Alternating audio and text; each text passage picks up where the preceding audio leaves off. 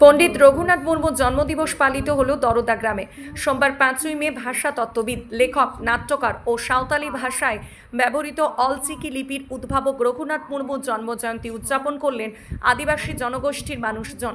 এদিন অনুষ্ঠানের শুরুতে উপস্থিত সকলেই রঘুনাথ মুর্মুর প্রতিকৃতিতে মাল্যদান করেন। পাশাপাশি ভাষাতত্ত্ববিদ, লেখক রঘুনাথ মুর্মুর সম্বন্ধে সংক্ষিপ্ত বক্তব্য রাখেন উপস্থিত বিশিষ্টজনেরা। প্রতিচ্ছবিতে মাল্যদান করছেন আমাদের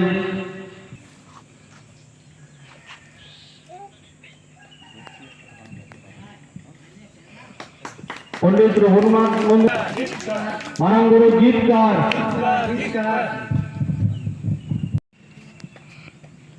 पंडित रघुनाथ मुर्मू जायजुग जियत तहन माय पंडित रघुनाथ मुर्मू जायजुग जियत तहन माय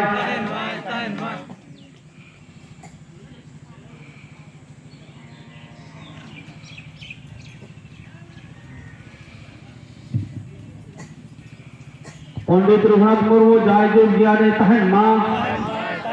पंडित रघुनाथ मुर्मू जायजुग जियारे तहन मां मानंगुरु गीतकार जाहेर आयो गीतकार एरपरे माल्यदान जाहेर आयो गीतकार मानंगुरु